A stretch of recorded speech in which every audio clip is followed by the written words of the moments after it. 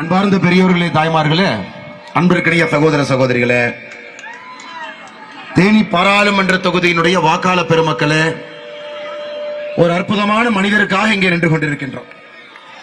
மக்கள் செல்வன் அண்ணன் டிடிவியை பற்றி தெரியாதவர்கள் யாரும் தேனியில இருக்க முடியாது.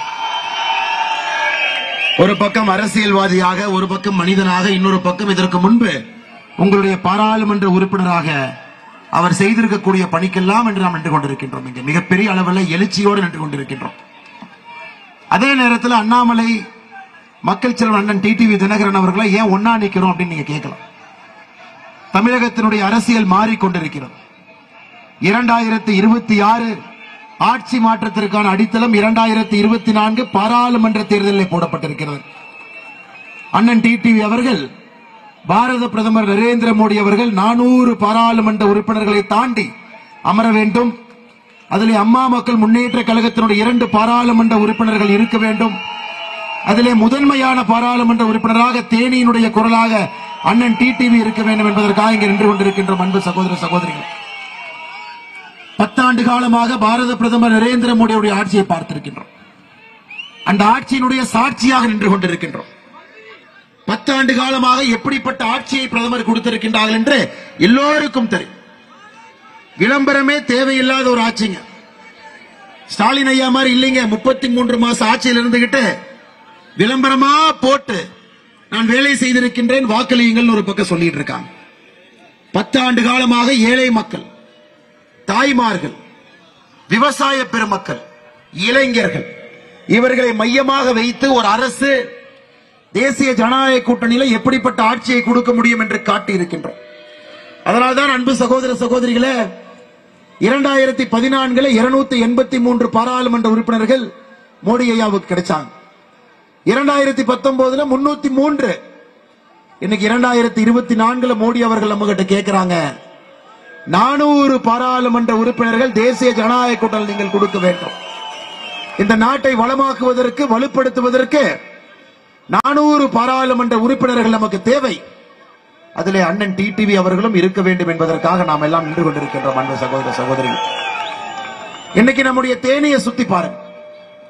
தேனியினுடைய குரலாக யார் இருக்க முடியும் என்று பாருங்க. நம் முன்னால் 2 மாற்று கட்சிகளுடைய வேட்பாளர்கள் நின்று கொண்டிருக்கின்றார்கள். திராவிட முன்னேற்ற கழகத்தினுடைய வேட்பாளர் ஒருத்தர் இருக்கிறார். நீங்களே யோசிச்சு பாருங்க.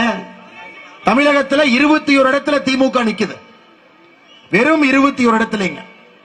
இன்னைக்கு முதலமைச்சர் ஸ்டாலின் சொல்றாரு, வாங்க இந்தியாவை காப்பாற்றலாம், எங்கூட வாங்க அப்படிங்கிறாங்க. தமிழகத்தை காப்பாற்ற வேண்டும் ஸ்டாலினிடம் இருந்து என்பதற்காகத்தான் நாம் இங்கே நின்று கொண்டிருக்கின்றோம். அன்பு சகோதர சகோதரிகள், அந்த கோபாலபுரத்து குடும்பத்துக்கிட்ட இருந்து காப்பாற்றணும், மருமகிட்ட இருந்து காப்பாற்றணும். இவர்கள் 33 மாதமாக கொள்ளையடித்துக் கொண்டிருப்பதை எல்லோரும் பார்த்துக் கொண்டிருக்கின்றோம். அவர்களிடமிருந்துதான் தமிழகத்தை காப்பாற்ற வேண்டும் என்பதற்காக இந்த மாபெரும் கூட்டணி அமைந்திருக்கிறது. அன்பு சகோதர சகோதரிகளை, தேனியில் அண்ணன் டிடிவி அவர்கள் நின்று கொண்டிருக்கின்றார்கள். ராமநாதபுரத்தில் அண்ணன் ஓபிஎஸ் அவர்கள் நின்று கொண்டிருக்கின்றார்கள்.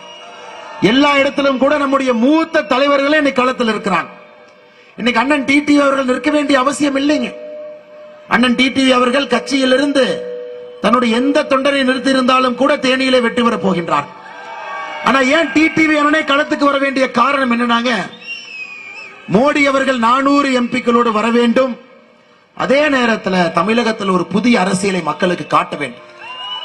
2 கட்சிகளும் கூட, ஒரு பக்கம் ஸ்டாலின் அவர்கள் தலைமையில் இருக்கக்கூடிய திராவிட முன்னேற்ற கழகம், ஒரு பக்கம் எடப்பாடி பழனிசாமி அவர்கள் தலைமையில் இருக்கக்கூடிய அனைத்து இந்திய அண்ணா திராவிட முன்னேற்ற கழகம் ஒரு பக்கம். ஐயா, நான் 2 பக்கம் சொல்றேன், 2 ஒரே கட்சி தாங்க ஐயா, பேருக்கு தான் தனித்தனியா இருக்கு.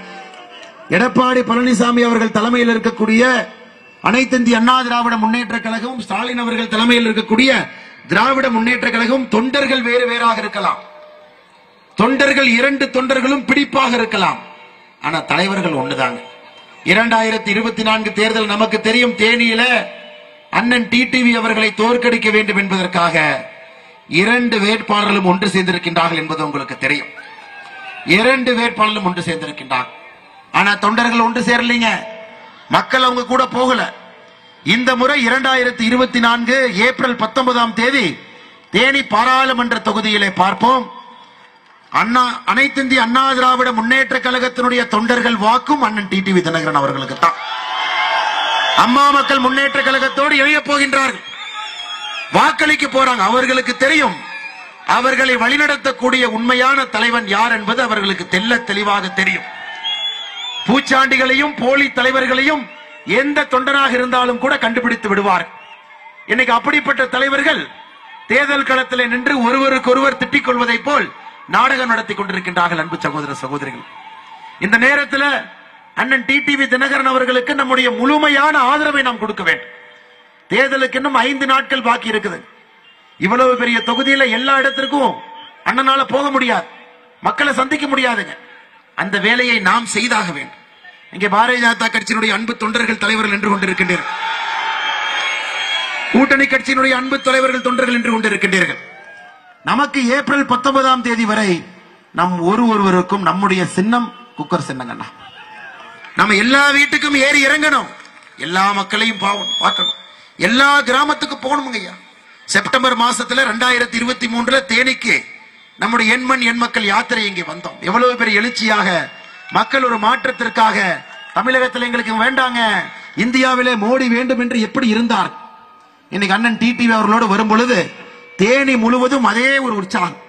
யார் அண்ணனை பார்த்தாலும் கூட அண்ணா நீங்க ஜெயிச்சிட்டீங்க, அண்ணா நம்ம சின்ன குக்கர், அண்ணா மக்கள் செல்வன்னா நீங்க எங்க வீட்டு பிள்ளை, எங்களுக்கு இதற்கு முன்பு பாராளுமன்ற உறுப்பினராக நீங்கள் செய்திருக்கக்கூடிய வேலையை நாங்கள் மறக்கவில்லை, உங்களோடு 2024 நிற்க போகின்றோம் என்று வருகின்ற வழியில எல்லா மக்களும் சொல்லிக் கொண்டு வந்தார். இன்னைக்கு டிடிவி அண்ணனுடைய வெற்றி இதானுங்க. தன்னுடைய உழைப்பால் அதையெல்லாம் தாண்டி ஒரு நல்ல தலைவனாக, அதையெல்லாம் தாண்டி தொண்டர்களுடைய அன்பை பெற்றிருக்கக்கூடிய தலைவனாக, அதையெல்லாம் தாண்டி பாரத பிரதமர் நரேந்திர மோடி அவருடைய முழு அன்பை பெற்றிருக்கக்கூடிய வேட்பாளராக அண்ணன் டிடிவி அவர்கள் தேனியில் நின்று கொண்டிருக்கின்றார்.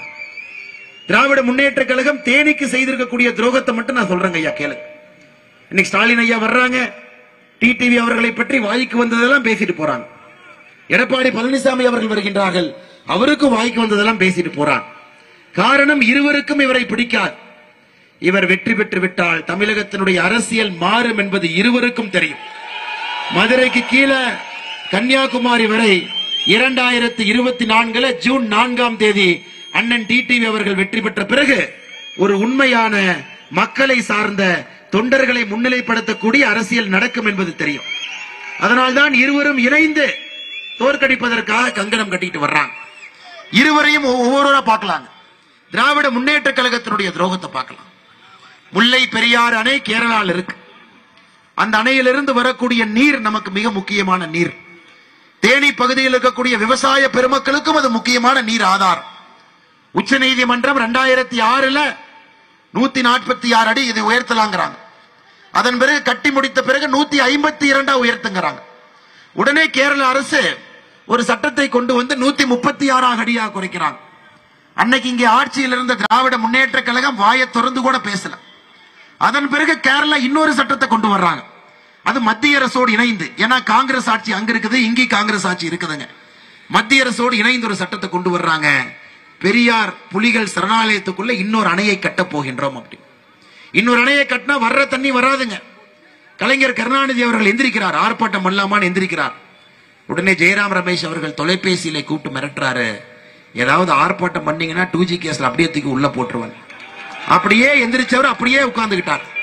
அன்னைக்கு திமுக உட்கார்ந்ததுதான் முல்லை பெரியார் அணையில அன்னைக்கு இந்த பகுதி மக்களுக்கு இழைத்த அநீதியும் துரோகமும் 2024 அது நின்று கொண்டிருக்கிறது. அன்பு சகோதர சகோதரி, அதன் பிறகு உச்ச நீதிமன்றத்தில் தெளிவாக இந்த அணை சரியாக இருக்கிறது என்று சொல்லியும் கூட இன்னைக்கு நீங்க திமுகவை பாருங்க, 2 கொத்தனார் அங்க அனுப்பிச்சிருக்கிறாங்க, 2 சிமெண்ட் மூட்டையோட. போன 2 கொத்தனாரும் அங்கேயே செட்டில் ஆயிட்டாங்க. நாங்க தமிழ்நாட்டு பக்கமே வரலீங்க, கேரளாலே இருந்துக்கிறோம். அன்பு சகோதர சகோதரிகளே, இது துரோகம் இல்லைங்களா? இது மாபெரும் துரோகம். இந்த பகுதியினுடைய விவசாய பெருமக்களை வஞ்சித்து ஒரு கபட நாடகம் ஆடி 2G வழக்கிலே கைது செய்து விடுவேன் என்ற ஒரு மிரட்டலுக்கு இதே ஜெயராம் ரமேஷ் தான். நீங்கள் புரிந்து கொள்ள வேண்டும் அன்பு சகோதரர்களே, ஜல்லிக்கட்டு விளையாட்டை காட்டு மிராண்டி விளையாட்டு என்று சொல்லி 2011 தடை செய்தவர். இன்னைக்கு நீங்க புரிஞ்சுக்கணும் எப்படி கூட்டு களவாணிகள் மறுபடியும் ஒன்றாக இணைந்திருக்கின்றார். காங்கிரசும் திராவிட முன்னேற்ற கழகம். திமுக தேர்தல் அறிக்கையில சொல்றான், ஜல்லிக்கட்டு மாடு யாரு வளர்த்துறீங்களோ உங்களுக்கு 1000 ரூபாய் மாசம் மாசம் கொடுப்பாங்களாம். தேனியிலே எப்படிப்பட்ட ஜல்லிக்கட்டு காளைகள் இருக்கிறது என்று நமக்கு தெரியும். தேனியினுடைய ஜல்லிக்கட்டு காளைக்கு ஒரு தனி ரகம். எல்லா தோட்டத்திலையும் கூட காளை வச்சிருக்கிறாங்க. திராவிட முன்னேற்ற கழகத்தினுடைய தேர்தல் அறிக்கை, ஒரு ஜல்லிக்கட்டு காளை வளர்த்துனீங்கன்னா மாசத்திற்கு 1000 ரூபாய் ஊக்கத்தொகையாக கொடுப்போம். இன்னைக்கு ஆட்சிக்கு வந்து 35 மாசம் ஆச்சு. எவ்வளவு கொடுத்திருக்கணுங்க? இல்ல 35 மாசம் ஆச்சு. மாசத்துக்கு 1000 எவ்வளவு கொடுத்திருக்கணுங்க? 35,000 ரூபாய் கொடுத்திருக்க வேண்டும். ஆனா எலெக்ஷன் அப்ப ஒரு 500 ரூபாய் தூக்கிட்டு வருவாங்க. ஏங்க 35,000 ரூபாய் கொடுக்கறீங்க, ஒரு காலைக்கு 1000 ரூபாய், 35 மாசம் ஆச்சு, 35,000 ரூபாய் ஆச்சு. எலெக்ஷன் அப்ப ஒரு 500 ரூபாயை தூக்கி கொண்டு திராவிட முன்னேற்ற கழகத்தினுடைய தலைவர்கள் வருவார்கள். அன்பு சகோதர சகோதரிகளை, அவங்க கிட்ட ஒரே ஒரு வார்த்தையை மட்டும்தான் கேட்கணும். எங்களுக்கு உங்களுடைய கஞ்சா வித்து வந்த பணம் வேண்டாம் என்று நீங்கள் சொல்லணும். நீங்க சொல்லணும், நீ கஞ்சா வித்து அதன் மூலமாக வந்த பணத்தை கொடுத்து நான் உங்களுக்கு அடிமையாக போவதில்லை என்று நீங்கள் சொல்ல வேண்டும். என்னை காங்கிரசும் திராவிட முன்னேற்ற கழகமும் மறுபடியும் இணைகிறாங்க. எதற்குங்க? 2024 ஆட்சிக்கு வருவாங்களாமா. முல்லை பெரியாறுல வரக்கூடிய மிச்ச தண்ணியை நிறுத்திடுவாங்க. பெரியார் புலிகள் சரணாலயத்தில் இன்னொரு டேம கட்டுவாங்க. அப்ப ஸ்டாலின் பேசுவார் நினைக்கிறீங்க எதிர்த்து? அன்பு சகோதர சகோதரிகளே, புரிந்து கொள்ள வேண்டும், இவர்கள் பேச மாட்டார்கள். இன்னைக்கு தமிழகத்தினுடைய மிக முக்கிய பிரச்சனையாக பல பிரச்சனைகள் இருந்தும் கூட அதையெல்லாம் பேசாத முதலமைச்சர் மு.க. ஸ்டாலின் அவர்கள் 1960 பாடின அதே பஞ்சப்பாட்டை இன்னைக்கு வந்து பாடுறார். வடக்கு தெற்கு. அப்ப அநியாயம் பண்ணது யாருங்க? காங்கிரஸ் கட்சி. ஹிந்தியை திணித்தது யார்? காங்கிரஸ் கட்சி. தமிழ்நாட்டிற்கு சரியான மக்களுடைய வரி பரிவு கொடுக்காதது யாருங்க? அதுவும் காங்கிரஸ் கட்சி. செய்ததெல்லாம் அவர்கள். ஆனா இவங்க 2 பேரும் ஒன்னா சேர்ந்து இன்னைக்கு பிரதமர் நரேந்திர மோடி அவர்களை குற்றம் சுமத்துகிறார். அன்பு சகோதரரை நன்றாக புரிந்து கொள்ள வேண்டும். 2004 காங்கிரஸ் ஆட்சிக்கு வர்றாங்க. 2014 காங்கிரஸ் ஆட்சியை விட்டு போறாங்க. 2004 மத்திய அரசு மாநில அரசு வரி பகிர்மானம் என்பது 30.5%. 2014 காங்கிரஸ் ஆட்சியை விட்டு போகும் பொழுது வரி பகிர்மானம் என்பது 32%. 100 ரூபாய் கொடுத்தீங்கன்னா 32 ரூபாய் வரும். மோடி அவர்கள் 2014 ஆட்சிக்கு வர்றாங்க. இன்னைக்கு 2024 வரி பகிர்மானம் என்பது 42%. 10 ஆண்டு காலம் காங்கிரஸ்ல 1.5% ஏத்துறீங்க. 10 ஆண்டு காலம் பாரதிய ஜனதா கட்சியினுடைய ஆட்சியில 10% ஏற்றிருக்கின்றோம். 30.5 2004, 2024 42. இன்னைக்கு இவங்க 2 பேரும் மேடை போட்டு, ஸ்டாலின் அவர்களும் ராகுல் காந்தி அவர்களும் மேடையை போட்டு இங்கே வரி வர்றது இல்லைன்னு போய் சொல்லிட்டு சுத்துறாங்க. அன்பு சகோதர சகோதரிகளே, தமிழகத்திற்கு மட்டும் 10,76,000 கோடி ரூபாய் மோடி அவர்கள் தலைமையிலான மத்திய அரசு 10,76,000 கோடி ரூபாய் இங்க கொடுத்திருக்கிறாங்க. இன்னைக்கு ஸ்டாலின் அவங்க கேட்கிறாங்க, தேனிக்கு என்ன செஞ்சிருக்கிறாங்க, இந்த ஊருக்கு என்ன செஞ்சிருக்கிறாங்க? அருமை சகோதர சகோதரிகளே, ஒரு விஷயத்தை நாம் புரிந்து கொள்ள வேண்டும். நம்முடைய யாத்திரையின் போது கூட நம்ம பேசணும். தேனியில நீங்க திரும்பி பாருங்க, திரும்பி பாருங்க. ஒரு சாதாரணமா இருக்கக்கூடிய நம்முடைய ஏழை சொந்தத்துடைய வீட்டுக்கு போங்க. முதலாக மோடி வீடு வந்திருக்குதுங்க. முதலாக எல்பிஜி சிலிண்டர் வீட்டுக்குள்ள எட்டி பார்த்திருக்குது. முதலாக 6,000 ரூபாய் விவசாய பெருமக்களுக்கு வருது. இதுவரைக்கும் 30,000 ரூபாய் விவசாய பெருமக்களுக்கு வந்திருக்கு. ஆனா இதையெல்லாம் ஸ்டாலின் அவர்கள் ஏற்றுக்கொள்ள மாட்டார்கள். காரணம், அது மோடி ஐயா நேரடியா கொடுத்துட்டாங்க. எங்க மூலமா கொடுத்தா தான் கணக்குக்கு வரும். நேரடியா கொடுத்தனால கணக்குக்கு வராது.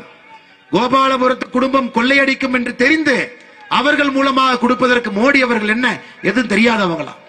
அன்பு சகோதர சகோதரிகளே, மத்திய அரசை பொறுத்தவரை ஒரு ஏழை தாயாக இருக்கட்டும், விவசாயியாக இருக்கட்டும், உங்களுடைய எல்பிஜி சிலிண்டர் இருக்கட்டும் ஐயா, அதுக்கு வரக்கூடிய 300 ரூபாய் மானியமாக இருக்கட்டும், எதாக இருந்தாலும் கூட நேரடியாக உங்களுடைய வங்கி கணக்குக்கு மத்திய அரசு அனுப்பி வைக்கிறாங்க.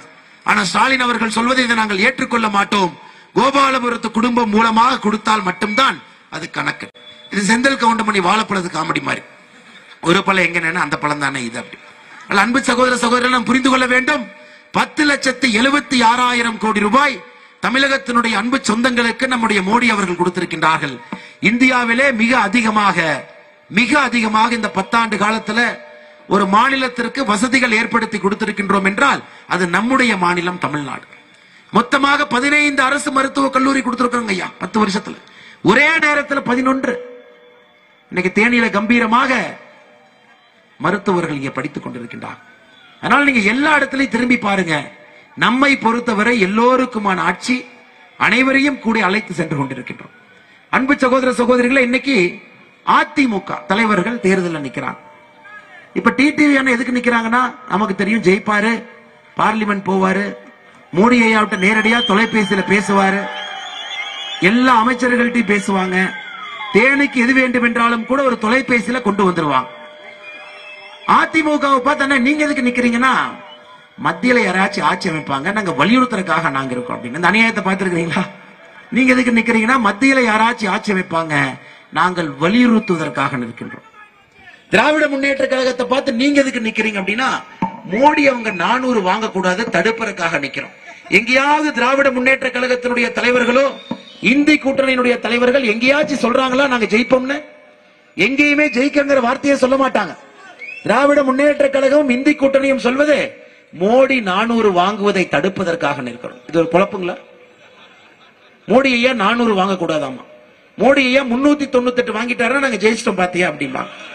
அன்பு சகோதர சகோதரிகளே, ஒரு தேர்தலில் நிற்கக்கூடிய இந்தி கூட்டணி மோடி அவர்கள் 400 வாங்க கூடாது என்பதற்காக களத்திலே ஒரு கட்சி, இன்னொரு கட்சி யாராச்சும் ஜெயிப்பாங்க நாம் வலியுறுத்தலாம் என்பதற்காக ஒரு கட்சி. இன்னைக்கு அண்ணன் எடப்பாடி பழனிசாமி அவர்கள் நம்முடைய அண்ணன் டிடிவி அவர்களை பார்த்து 16 ஆண்டுகளுக்கு பிறகு வந்திருக்கின்றார். 16 ஆண்டுகளுக்கு பிறகு அண்ணன் டிடிவி அவர்கள் வர வேண்டிய கட்டாயம் என்ன? 16 ஆண்டுகளா உங்களோட இருக்காங்க, இந்த பகுதியில் இருக்கிறாங்க.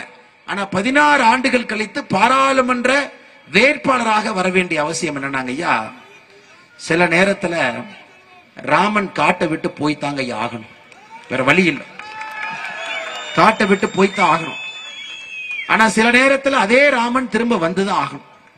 இன்னைக்கு ராமபெருமானை போல வனவாசத்தை எல்லாம் முடித்துவிட்டு அரசியல் களத்தில் நின்று கொண்டிருக்கின்றார். வனவாசத்தை எல்லாம் முடித்துவிட்டு அரசியல் களம். காரணம், இவர்கள் செய்யக்கூடிய அநியாயம். இவங்க 2 பேரும் ஒன்னா சேர்ந்துட்டாங்க. தமிழகத்தை யாராலும் காப்பாற்ற முடியாது. 2 பேரும் ஒன்றாக சேர்ந்திருக்கின்றார். இன்னைக்கு தமிழ்நாட்டில் எந்த தொகுதியில் ஒன்னா சேர்ந்திருக்கிறாங்களோ இல்லையோ, தேனியிலே ஒன்றாக சேர்ந்திருக்கின்றார்கள். காரணம், எந்த காரணத்திற்கும் டிடிவி அவர்கள் வெல்லக்கூடாது என்பதற்காக ஒரு மறைமுக கூட்டணியை அதிமுகவினுடைய தலைவர்களும் திமுகவும் ஏற்படுத்தி இருக்கின்றார்கள். ஆனா அதிமுக தொண்டர்கள் எல்லாம் இந்த பக்கம். தொண்டர்களுக்கு தெரியும், எடப்பாடி பழனிசாமி அவர்களை பொறுத்தவரை கான்ட்ராக்டருக்காக நடத்தப்படக்கூடிய ஒரு கட்சினா இன்னைக்கு அண்ணா திராவிட முன்னேற்ற கழகம். அம்மா அவர்கள், காலஞ்சென்ற அம்மா அவர்கள், மக்களுடைய அன்பை எல்லாம் பெற்ற நம்முடைய புரட்சி தலைவி அம்மா அவர்கள் ஆண்டவனோடு இருந்து இதெல்லாம் பார்த்துக்கிட்டு இருக்கிறாங்க. இன்னைக்கு எடப்பாடி பழனிசாமி அவர்கள் இந்த கட்சியை கான்ட்ராக்டருக்கு தாரை வார்த்திருக்கின்றார். அவர் போட்டிருக்கக்கூடிய வேட்பாளரை மட்டும் பாருங்க. கிளாஸ் ஏ கான்ட்ராக்டர் பையனா சீட்டு, மணல் கடத்துறீங்களா உங்க தம்பி பையனுக்கு சீட்டு. நீங்க இதுக்கு முன்னாடி எனக்கு மெடிக்கல் காலேஜ் தமிழ்நாட்டில் வரும்போது கான்ட்ராக்ட் எடுத்து கட்டினீங்களா உங்களுக்கு சீட்டு. அனைத்து இந்திய அண்ணா திராவிட முன்னேற்ற கழகத்தினுடைய இன்னைக்கு எடப்பாடி பழனிசாமி அவர்கள் யாருக்கு சீட்டு கொடுத்திருக்காங்கன்னு பாருங்க. உண்மையான அண்ணா திராவிட முன்னேற்ற கழகத்தினுடைய தொண்டர்கள் அதை ஏற்றுக்கொள்ள மாட்டார்கள். அதனால்தான் நான் தொடர்ந்து சொல்லிக் கொண்டிருக்கின்றேன், 2024 தேர்தலுக்கு பிறகு எடப்பாடி பழனிசாமி அவர்கள் தலைமையிலான அண்ணா திராவிட முன்னேற்ற கழகம் இருக்காது. அந்த தொண்டர்கள் எல்லாம் அண்ணன் டிடிவி தினகரன் அவர்கள் பின்பு அணிவகுத்து நிற்க போகின்றார்கள். அது ஜூன் 4ஆம் தேதிக்கு பிறகு அது நடக்கத்தான் போகுது. இதை நான் ஓப்பனாவே சொல்றேன். சொல்வதில் எனக்கு எந்த தயக்கமோ பயமோ கிடையாது. காரணம், தவறு செய்பவர்களை தவறு செய்கின்றார்கள் என்று சொல்ல வேண்டும். கட்சியை அடமானமாக அவர்கள் நடத்துவதற்கு யாருக்கும் உரிமை இல்லை. கான்ட்ராக்டர்களுக்காக கட்சி, பணம் சம்பாதிப்பதற்காக ஒரு கட்சி. கேட்டால் தமிழ்நாட்டினுடைய உரிமையை காப்பாற்றணும். ஐயா, 2019 இங்கே பாரதிய ஜனதா கட்சியினுடைய தொண்டர்கள் நீங்க இருக்கிறீங்க. எதற்காக இன்னைக்கு பாரதிய ஜனதா கட்சி எடப்பாடி பழனிசாமி அவர்கள் தலைமையில் இருக்கக்கூடிய அதிமுகவிலிருந்து வெளியே வந்து அண்ணன் டிடிவி அவர்களோடு இணைந்து ஒரு கூட்டணியை எல்லோரும் சேர்ந்து ஏற்படுத்தி இருக்கின்றோம். ஏன்னா 2019 திராவிட முன்னேற்ற கழகமும் அதிமுகவினுடைய தலைவர்களும் செட்டிங் போட்டாங்க தமிழ்நாட்டில். அதனால்தான் எந்த இடத்திலும் கூட வெற்றி பெறுவதற்கு இங்க வாய்ப்பே இல்லை. 2021 நமக்கு தெரியும், அண்ணன் டிடிவி தினகரன் அவர்கள் அந்த கூட்டணியில் இருந்திருந்தால் இன்னைக்கு முதலமைச்சர் ஸ்டாலினாக இருந்திருக்க மாட்டார் என்று நமக்கு தெரியும்.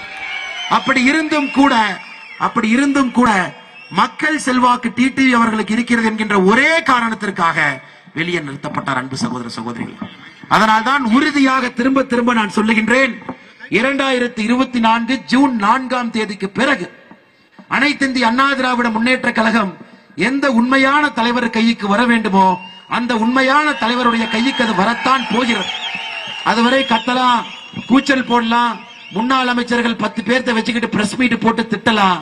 ஆனா தொண்டர்கள் தெளிவாக இருக்கின்றார்கள். யார் இங்கே எட்டப்பன் என்பதிலே தொண்டர்கள் தெளிவாக இருக்கின்றார். அன்பு சகோதர சகோதரிகளே, நாமும் தெளிவாக இருக்க வேண்டும். இதெல்லாம் நடக்க வேண்டும் என்றால் அண்ணன் டிடிவி தினகரன் அவர்கள் தேனி பாராளுமன்ற தொகுதியில் ஜெயிக்க வேண்டும். அது ரொம்ப முக்கியம் ஐயா, அது ரொம்ப முக்கியம். யாரை எதிர்த்து நிற்கின்றார்? திராவிட முன்னேற்ற கழகம் என்கின்ற அசுரனை எதிர்த்து நின்று கொண்டிருக்கின்றார். எவ்வளவு பணம் வேணாலும் செலவு பண்ண முடியும். 1000 கோடியா பண்ணலாம், 2000 கோடியா பண்ணலாம், 3000 கோடியா பண்ணலாம். நான் சொல்லிங்க, பிடிஆர் என்ன சொன்னாரு, 30,000 கோடி ரூபாய் சம்பாதிச்சிட்டாங்க. அதுல ஒரு 3000 கோடி கொண்டு வந்து தேனியில கொடுத்தா ஜெயிச்சிடலான்னு ஒரு நம்பிக்கை இருக்கும். அதனால் நீங்கள் உணர்வு பூர்வமாக இருக்க வேண்டும். அடுத்த 6 நாட்கள் எல்லா வீட்டுக்கு ஏறி இறங்கணுங்க ஐயா, எல்லாத்தையும் பார்க்கணுங்க ஐயா, எல்லா மக்கள்கிட்ட சென்று அன்பாக சென்று குக்கருக்கு ஓட்டு கேட்கணும் ஐயா. இன்னைக்கு தமிழ்நாடு பாத்தீங்கன்னா அப்படியே பிரஷர் இருக்குதுங்க ஐயா. என்ன பிரஷருங்க ஐயா? ஊழல் பிரஷர், குடும்ப ஆட்சி பிரஷர், தமிழ்நாட்டினுடைய உரிமைகளை விட்டு கொடுத்த பிரஷர். அண்ணனுடைய பிரஷர் குக்கர் தான் அந்த பிரஷர் ரிலீஸ் பண்ண போதுங்க ஐயா. ஆனால் தேனியில் இருக்கக்கூடிய எல்லா அன்பு சகோதர சகோதரிகள் மிக தெளிவாக நீங்கள் புரிந்து கொள்ள வேண்டும். இது பிரஷரை ரிலீஸ் செய்யக்கூடிய பிரஷர் குக்கர் என்பதை நீங்கள் புரிந்து கொள்ள வேண்டும். அதற்கு டிடிவி அண்ணன் அவர்கள் தேனியிலே நிச்சயமாக வெற்றி பெற வேண்டும். நாம் எல்லோரும் கூட கடுமையாக அவருக்காக பாடுபட வேண்டும். அதையெல்லாம் தாண்டி நான் உங்களுக்கு ஒன்று சொல்றேன். மேடையில சேலத்துல அண்ணன் டிடிவி தினகரன் அவர்கள் இருந்தாங்க. மோடி ஐயா அவர்கள் நம்ம டிடிவி அண்ணனை பார்த்தோன்னே என்ன கேட்டாங்கன்னா, என்ன டிடிவி அண்ணா கொஞ்சம் இளைச்ச மாதிரி இருக்கீங்களே அப்படின்னாரு. பக்கத்துல நின்று கொண்டிருந்தேன். அப்ப டிடிவி அண்ணா சொன்னாங்க, இல்லைங்க சார், இன்னைக்கு நாங்கள் எல்லாம் தெளிவாக இருக்கின்றோம். உங்கள் தலைமையிலான அரசு மறுபடியும் அமைய வேண்டும். தமிழகத்திலே ஒரு அரசியல் புரட்சி ஏற்பட வேண்டும். அதற்காக நானும் களத்தில் இறங்க வேண்டிய கட்டாயம் எனக்கு வந்திருக்கு.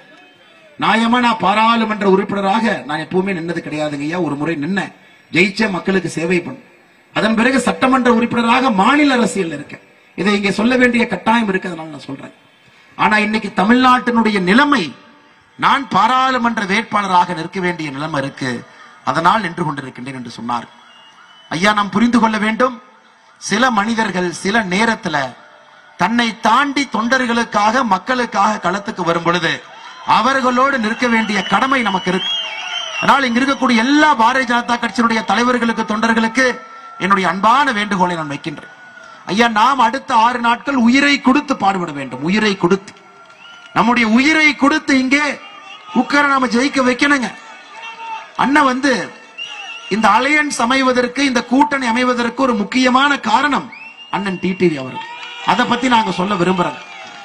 டிடிவி அவர்களை பொறுத்தவரை ஒரு விஷயத்துல தெளிவா இருந்தான். என்னுடைய ஆதரவு மோடி அவர்களுக்கு. நான் எங்கேயும் எப்பொழுதும் என்னுடைய வாழ்க்கையில நான் கையில் இருந்து கொடுத்து பழக்கப்பட்டவன், எடுத்து பழக்கப்பட்டவன் கிடையாது என்று சொன்னான். அதனால இந்த அலையன்ஸ்ல, இந்த கூட்டணியில இவ்வளவு சீட்டு கொடுங்க, அவ்வளவு சீட்டு கொடுங்க நான் யார்ட்டையும் கேட்கவே மாட்டேன். இங்கே உங்களுக்கு தெரியும், தேனியில அண்ணன் ஓபிஎஸ் அவர்களுடைய புதல்வன் இங்க எம்பியா இருந்தாங்க. அவர்கள் கேட்டுக்கொண்டார்கள், இல்ல அண்ணன் டிடிவி அவங்க நிக்கட்டும், இன்னைக்கு கூட்டணியில் இருக்கிறாங்க அப்படின்னா டிடிவி அண்ணன் நின்னா தான் சரியா இருக்கும். எல்லோருடைய வேண்டுகோளையும் ஏற்றுக்கொண்டு இன்னைக்கு அண்ணன் டிடிவி அவர்கள் களத்தில் நின்று கொண்டிருக்கின்றார்கள். இதெல்லாம் எதுக்கு நான் சொல்றேன்னாங்க, நாம் புரிந்து கொள்ள வேண்டும், இது ஒரு சந்தர்ப்பவாத கூட்டணி அல்லங்க. ஏதோ தேர்தலுக்கு முன்னாடி இணைஞ்சாங்க, தேர்தலுக்கு பின்னாடி அடுத்தடுத்த வேலை பார்க்க போவாங்க, அந்த மாதிரி இல்லைங்க. இன்று ஆரம்பிக்கக்கூடிய அந்த கூட்டணி, நடந்து கொண்டிருக்கக்கூடிய கூட்டணி 2026 அரசியல் மாற்றம் வருவரை இந்த கூட்டணி ஓய போவதில்லை. எதுக்கு அரசியல் மாற்றம் வரணுங்க? தாய்மார்கள் நின்று கொண்டிருக்கின்றார்கள். தாய்மார்களுடைய வாழ்க்கை முன்னேற வேண்டும் என்பதற்காக, தாய்மார்கள் நல்லா இருக்கணும் என்பதற்காக, தாய்மார்களுக்கு மத்திய அரசு, மாநில அரசுடைய எல்லா திட்டங்களும் வீட்டுக்கு வந்து சேர வேண்டும் என்பதற்காக. அன்பு சகோதர சகோதரிகளே, நீங்கள் களத்தில் இருக்கணும், கடுமையாக பாடுபட வேண்டும். மக்கள் செல்வன் அண்ணன் டிடிவி தினகரன் அவர்களை பெருவாரியான வாக்கு வித்தியாசத்திலே நாம் அவரை வெற்றி பெற செய்ய வேண்டும். இதையெல்லாம் நீங்கள் செய்வீர்கள் என்கின்ற முழு நம்பிக்கை இருக்கு. இன்னைக்கு நம்முடைய முதலமைச்சர் ஸ்டாலின் அவர்கள் எல்லா இடத்திலையும் ஒரே பேச்சு தான் பேசுறார். என்ன பேச்சுனாங்க, 33 மாதமாக அவருடைய சாதனையை எங்கேயும் பேசல. எப்படிங்க பேசுவார் அவர் சாதனைய? தமிழகத்தை டாஸ்மார்க் வருமானத்தை நம்பர் 1 மாநிலமா மாத்திருக்காரு. எப்படி பேசுவாருங்க? தமிழ்நாட்டை கஞ்சாவினுடைய தலைநகரமாக மாத்திருக்காரு. எப்படி பேசுவாருங்க? குடும்ப ஆட்சியினுடைய கூடாரமா மாத்திருக்காரு. எப்படி பேசுவாங்க? ஒரு அமைச்சர் அல்ல, 35 அமைச்சர்கள். எல்லோரும் போட்டி போட்டுக் கொண்டு லஞ்சம் வாங்கின்றார்கள். எப்படி பேசுவாங்க? 11 அமைச்சர்கள் மீது ஊழல் வழக்கு நீதிமன்றத்தில் நடந்து கொண்டிருக்கிறது. எப்படி பேசுவாங்க? ஏழை மக்களுக்கு எல்லாருக்கும் 1000 ரூபாய் கொடுப்பேன் என்று சொல்லி வெறும் 30% மகளிருக்கு மட்டும் 1000 ரூபாய் கொடுத்திருக்கிறார். மிச்சவங்களுக்கு யாரும் வரலீங்க. எப்படி பேசுவாங்க? பெட்ரோல் டீசல் விலையை 5 ரூபாய் 4 ரூபாய் குறைப்பேன் என்று சொல்லி 33 மாத காலமாச்சு குறைக்கல. எப்படி பேசுவாங்க ஐயா? பெண்களுக்கு சிலிண்டர் மானியம் 100 ரூபாய் கொடுப்பேன். எப்படி பேசுவாங்க ஐயா? 100 நாள் வேலை வாய்ப்பு திட்டத்தை 150 நாட்களாக உயர்த்தி அந்த 50 நாளுக்கு நான் பணம் கொடுப்பேன். இன்னைக்கு சகோதரிகள் புரிந்து கொள்ள வேண்டும். திமுகவுடைய தேர்தல் பிரச்சாரத்தை நான் பார்த்தேன். டிடிவி தினகரன் ஜெயிச்சு தேசிய ஜனநாயக கூட்டணியில் எம்பி ஆனா 100 நாள் வேலை வாய்ப்பு திட்டத்தை நிறுத்திடுவார். சகோதர சகோதரிகளை நீங்கள் புரிந்து கொள்ள வேண்டும். 100 நாள் வேலை வாய்ப்பு திட்டத்திற்கு நாம் நம்முடைய அரசு வரக்கூடிய எல்லா சம்பளமும் 100% மோடி ஐயா கொடுக்கிற காசு 100%. இதுவரை 60,000 கோடி ரூபாய் கொடுத்திருக்கின்றோம். 60,000 கோடி ரூபாய். தாய்மார்களே நல்லா கவனிங்க. மோடி ஐயா 2014 வரும் பொழுது 100 நாள் வேலை வாய்ப்பு, ஒரு நாள் சம்பளம் 174 ரூபாய். ஒரு நாளைக்கு சம்பளமே 174. இன்னைக்கு அது 324 ரூபாயாக இருக்கிறது. 174 எங்க இருக்குதுங்க? 324 எங்க இருக்குதுங்க? ஒரு வாரத்துக்கு முன்னாடி வரைக்கும் 284 இருந்துச்சு. இன்னைக்கு மோடி ஐயா அந்த ஒரு வாரத்தில் அதை உயர்த்தி இருக்கின்றார். எப்பொழுதும் உங்களோடு நாங்கள் இருப்போம். 60,000 கோடி ரூபாய் செலவு செய்திருக்கின்றோம். இன்னும் செலவு செய்யும். இவங்க சொன்ன 100 நாள் வேலை வாய்ப்பு திட்டத்தை 150 நாட்களாக உயர்த்த மாட்டார்கள். ஆனால் மத்திய அரசின் மீது பழி போடுவாங்க. திமுக இன்னொரு பழி போடுறாங்க. பிஜேபி தேசிய ஜனநாயக கூட்டணி ஜெயிச்சா பெண்களுக்கு வர்ற 1000 ரூபாயை நிறுத்திடுவாங்களாமா. பாருங்க, சொன்னது நீங்க கொடுக்கிறதா சொன்னீங்க. அதிலும் முழுமையாக கொடுக்க முடியல. வெறும் 30% மகளிருக்கு மட்டும் கொடுக்கறீங்க. ஆனா பழிய எங்க மேல போடுறீங்க? அன்பு சகோதர சகோதரிகளை நீங்கள் தெளிவாக இருக்க வேண்டும். இன்னைக்கு இந்தியால ஒரு தலைவர், ஒரு பிரதமர் ஏழையை பற்றி எப்பொழுதும் சிந்தித்துக் கொண்டிருக்கின்றார். 24 மணி நேரமும் சிந்தித்துக் கொண்டிருக்கின்றார் என்றால் அது பாரத பிரதமர் நரேந்திர மோடி அவர்கள் என்பதை நீங்கள் மறந்துவிடக் கூடாது. இன்னொன்னு நீங்க நல்லா புரிஞ்சுக்கணுங்க. பெரியவர்களே, தாய்மார்களே, இந்தி கூட்டணி இதற்கு முன்பு நாம பார்த்திருக்கோம். புதுசா பார்க்கலீங்க. 2004 இதே மாதிரி இணைஞ்சாங்க. நாமெல்லாம் எதிர்பார்த்தோம் யாருங்க பிரதமர்.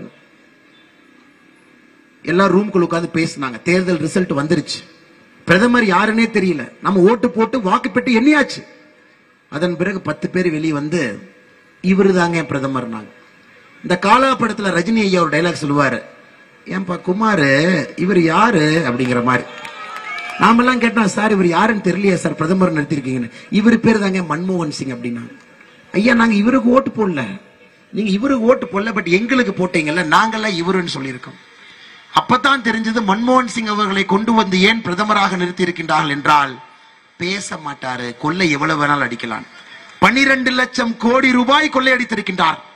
இன்னைக்கு அதே மாதிரி இந்தி கூட்டணி பிரதம வேட்பாளர் யாருன்னு தெரியாது, எல்லோரும் இணைந்திருக்கின்றார்கள். தெளிவாக இருக்க வேண்டும்.